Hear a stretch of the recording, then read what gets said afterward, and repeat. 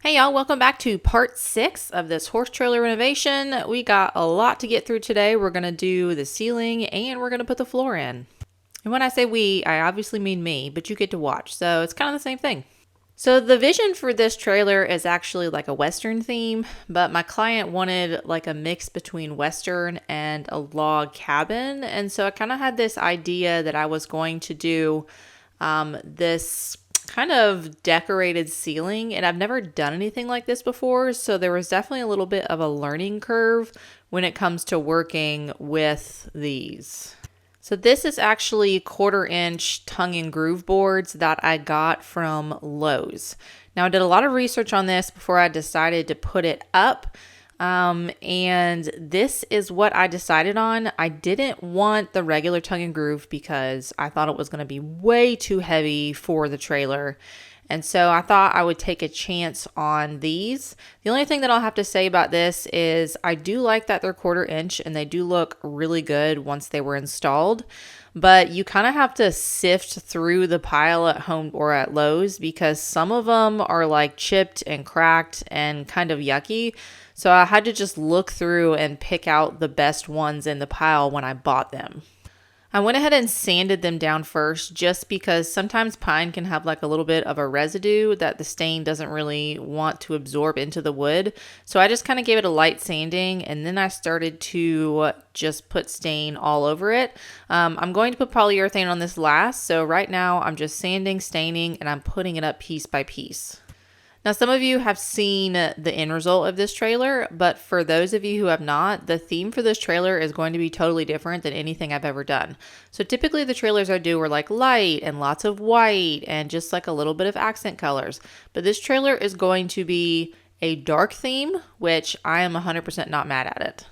And I wanted to show you guys this because before I put any of these up, I actually went and marked across where each of my framing pieces were. That way I knew where I could staple or nail into.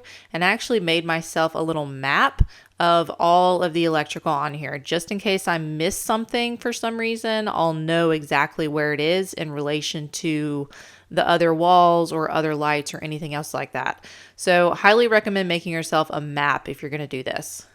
So I could have done this several different ways, but this is the way that I picked. So you see I put it up there and then my first mark right there is going to be where I could make the piece the longest, but then I kind of backed up one so I had a place to nail it into the ceiling in the framing.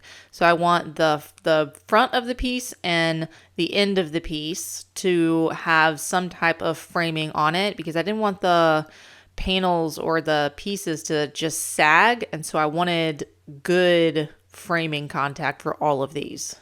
So I'll cut the first piece and I went ahead and nailed it in, and you see I am using my brad nailer right here. This is just an 18 gauge nailer. I really like this one just because I don't have to bring out my air compressor, honestly, and the battery life is really good. So this is a Linknall nail gun. I think it's like $150 or something like that. Very reasonably priced for an electric nail gun.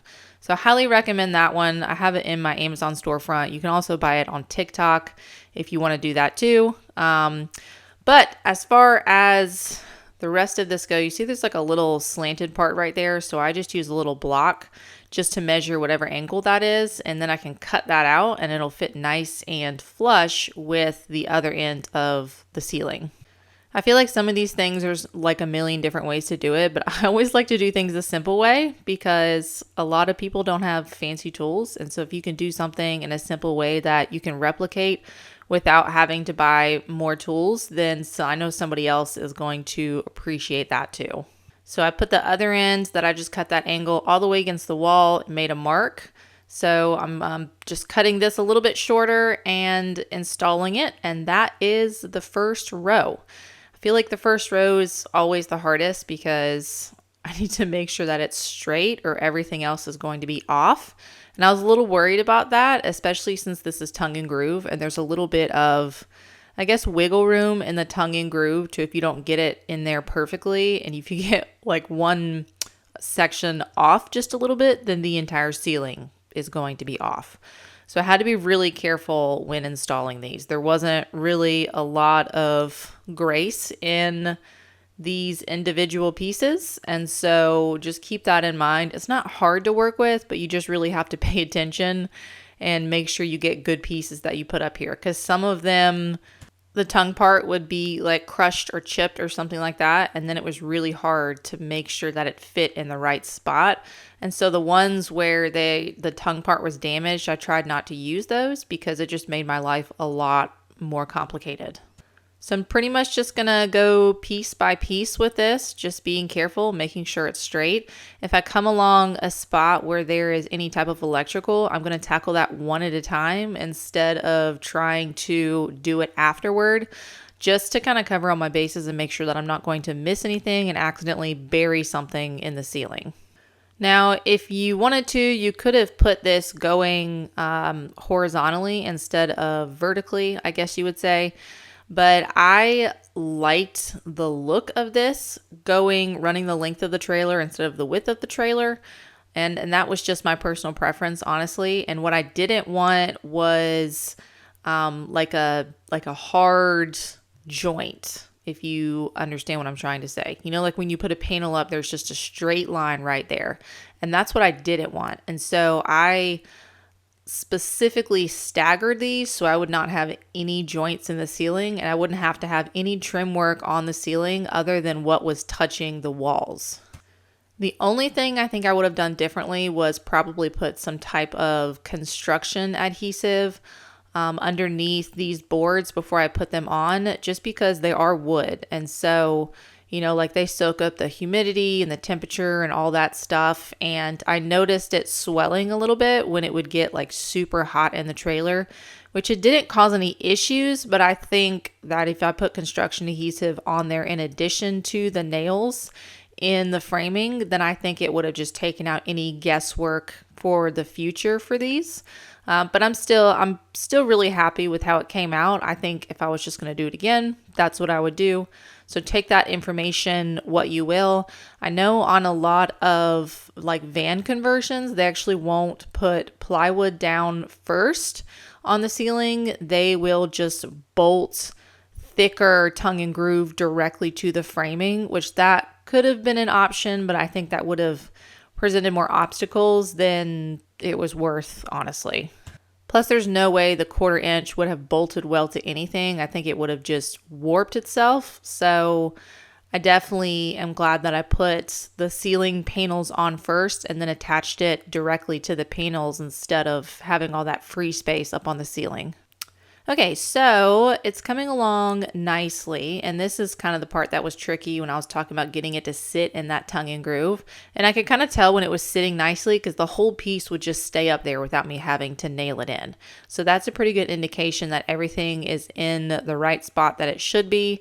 And you also see I had a hole right there, and I covered this one up, and then I just measured and marked. And I'm going to go ahead and drill this out with a hole saw. So on that map that I made before, also, this is a good tip right here before I go to that. I know y'all probably thought I was just going to let that hole saw go and it's going to spin everywhere, but I used it as a guide to trace. Then I put the other piece on, and then I knew exactly where my hole needed to line up. My hole saw needed to line up to drill out the rest of that hole. So back to what I was saying.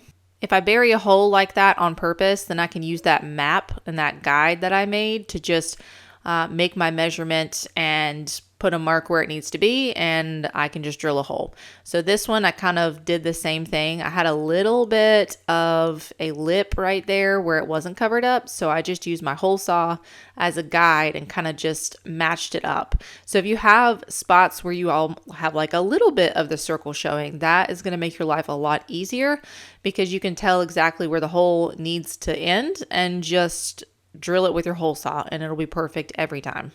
Now, when it comes to some of these holes, like that's where the air conditioning is, this one right here is where my vent is, I am not going to worry about trying to get this perfect because I am just going to come back once all of the sealing is in and clean all of the holes up. Anything that I haven't already drilled, I'm just going to go ahead and clean all of that up once all of the sealing individual pieces are up and I know that I am done with that. Okay, we're almost halfway done with this. And I think there was a point in this where I started to panic a little bit because I wasn't 100% sure if I liked how this was looking. I do like the look of the staggered pieces, but it was kind of hard for me because, again, I am so used to everything being so light that the thought of anything being dark really just kind of scared me. And I feel like I had a vision for this trailer that was given to me through the Holy Spirit. And it also made me nervous because it was nothing like I had ever done before. And I did end up straying from that a little bit. And then I came back to it and it ended up turning out perfect in the long run. And my client absolutely loved it. But this was definitely one of those moments where I was like, wow, this is so dark. And it does actually look a lot different once the light is, or I guess all of the lights are up in the trailer. Especially if you put like a warm light or a cool light. And so that made a huge difference in how this ceiling reflected against everything else that was in this trailer. And once I got the lighting right, I ended up upgrading the little tiny puck lights to really big lights. And it made all of the difference when it came to making this space feel really bright. Okay, I am almost done with the ceiling panel. I do skip a little bit ahead after this because there's really only so much that I can say about the ceiling. I mean, you guys see it's really just one plank at a time, making sure it's right, drilling the holes out, and that's that. So if you guys have any questions about this or anything that maybe I could have done differently, let me know in the comments section because I am all ears. This was definitely the first time I've done this, and I did so much research before I even attempted to do this, and I think it turned out amazing. So I will say when I started doing this, I think my brain started malfunctioning a little bit toward the end because I don't know if you've ever like worked a really long day and then if you haven't eaten enough, by the end of the day, your brain just doesn't work. And that's kind of where I was at the very end of this because I did all of these panels in one day. So I sanded, stained, and put them all up in one single day. And by the end of the day, I was exhausted. And my brain was just not working. And so I have included a little clip for you guys that I thought would be funny because sometimes my brain just isn't all there. And I feel like maybe other people can relate to that. All right, there's a little bit of skip ahead, and that is the last piece. And it fits up there perfectly and so nice after I take the staples out. Obviously, because there was so many nails and staples in here and I must have just forgot those. It's always the last piece. And speaking of the last piece, this is that moment I was telling you about. So in the very corner up here, you see there's one piece right there. One singular piece. Okay, that was my last piece for the day. It was probably like 6:30. I was hungry. I cut this piece wrong 4 times before I got it right. And I don't know what was going on in my brain because I had not messed up a single time since then. But I eventually got it and then went inside and took a good rest. And this is the next day. So I can start cutting out the rest of the holes that I have not cut out yet. All right, so this was a hole for a speaker. And if you remember in the previous, I guess, clips that I just showed you guys, I had a pencil and I just drew out the circle and traced the little template that comes with the box with the speakers. So that really made life super easy. I could have done it with a hole saw, but I don't think I had a hole saw that size. Plus, it wouldn't have worked out anyway because I already cut some of them and the bit wouldn't have gone in the middle. And anyway, it was a whole thing. So this is just an easy way just to trim it. Now, this right here where the air conditioning is, I'm just tucking the wires in. And then y'all know I love my router. So this is my router with a flush trim bit. And it pretty much just runs along the edge of the framing. There's a bearing on the bit that runs along the framing and the other part cuts. And so it just cuts away any of the excess material and it just makes life really easy without you having to sit there with any type of other tool and make sure you're not cutting too far in or anyway, it really is just super quick.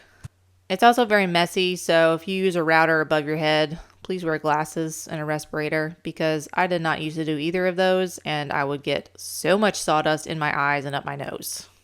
So this is how it looks now, and there are a couple pieces where the two pieces of wood join together that I wasn't super happy with, and I think if I was going to do this again, I would have left them alone and just put polyurethane over it, but I'm too much of a perfectionist for that, and these log cabin style things really bother me because like nothing is perfect, and I don't like that, and so I tried to make it look a little more uniform.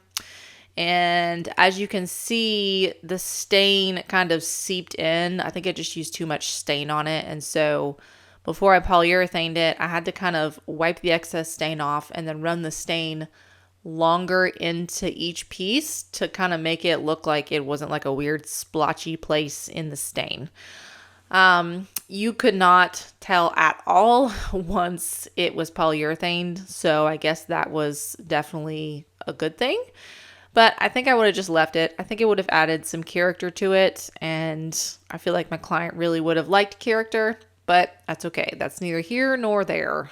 Now I'm finally going to stain this front piece right here, and all of the cabinets are going to be the same color as the ceiling. I thought that would be a cool way to kind of tie the ceiling into everything else, and I didn't want like a darker ceiling and then lighter cabinets. I thought that would have been weird. So this is what I went with, and I'm going to go ahead and tuck all of the wiring up in the ceiling because I'm going to put polyurethane on these panels. I didn't like how dull they looked, and I wanted it to have a little bit of shine, like a log cabin-y type of shine. I also did cover my hair because I am notorious for getting stuff in my hair and then it not coming out. So yeah, I've just started putting those little hairnet thingies on, and they actually work really well.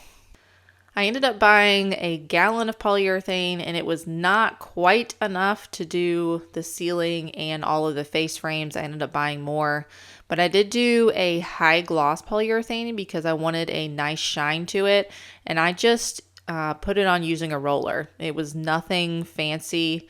And so I'd roll it on, I would wait for it to dry. You can clearly tell when it dries because you see when it goes on, it's a little bit milky and white. And when it dries, it is not milky and white. I didn't worry about getting inside the cracks. I thought it would give it a little bit of a more, I don't know, 3-dimensional design. 2-dimension, I don't know which dimension that is. Anyway. I just thought it would give it a little more something, and I actually really liked it. You can't really tell that it's a little dull in the cracks. So I think I put 3 coats on the ceiling just because 2 looked fine, but I didn't like the way that it felt. Not that anybody, I don't think is going to be feeling the ceiling, but personally I thought it would be weird if it was like rough. So I added 3 coats, and that last coat was enough to make it nice and smooth. All right, so now for the flooring. This is actually going to go by pretty quickly because it's a fairly small area. So first, obviously have to clean everything up. Now I am using vinyl sheet flooring like I do for everything else. And I can tell you a million reasons why I like vinyl sheet flooring, but I'm sure most of you have already heard all of the million reasons why I like vinyl sheet flooring over vinyl plank flooring. So anyway, I do have a full video on how to install vinyl sheet flooring on my channel, my YouTube channel. And there's so much to go over and not enough time. So if you really want more specific details on how to do it, go over to that video and look at it because that one is a lot better than this one because this horse trailer is pretty easy. The other flooring that I did had lots of like weird like corners and all that other fun stuff. So it'll give you more of an idea of how complicated it is if you're going to be doing it in like a regular travel trailer. But for this horse trailer, it's pretty much just a giant square with an angle on the end of it. So very easy. They come in 12-foot rolls, and I think I only need maybe 8 feet of this. So that's why you see I'll make my first cut right there. I'm cutting it width first, and I cut it from the side that I know is straight. So the top and the bottom part of this, not 100% sure that it is straight. And that's given if the people who cut it straight like they were supposed to, which doesn't always happen. But I know the sides are straight, so that's why I typically start with the width before I go to the length. So that little step out that I cut right there is where the front door is to the trailer. There's like a little indent right there. So I went ahead and cut that because the more accurate this is, the less trim work you're going to have to do. It's just going to make your life a lot easier if you get it right the first time. I typically just make a little map, a little drawing on a piece of paper and cut it out, but if I have a lot of like special weird angles and stuff, sometimes I will get some scrap wood and I'll glue it together inside the trailer, make a template, and then bring it outside. But this one was pretty easy, so I didn't need to do that at all. Okay, so now that it's cut, I'm going to go ahead and lay it out and try to get it in the correct position. And this actually fit pretty good. So I purposely cut it a little bit bigger than I need it, just because I would rather have it bigger than have a big gap that would make it too small. And then I would have to figure out a way to cover it up with trim. And I just don't like doing that, because if I cut things right the first time, then it's just less work for me in the long run. So right here, there are some propane lines and a couple other things that I'm just kind of making a slit so it folds around the lines, and then just adjusting everything. There's a little bit of overhang. There's also some plumbing vents right there in the floor. So I'll cut out the plumbing vents. I will cut out the toilet flange right there as well. And I like to make sure that the flooring is where it's supposed to be before I start cutting out all of those, because I don't want to have to shift the flooring and then that shifts my hole. So make sure your flooring is like square and straight and where you want it to be before you start cutting anything kind of in the middle area out. Anyway, that is it for part 6. Part 7's coming soon. I hope you guys are enjoying this series, and I will see you next time.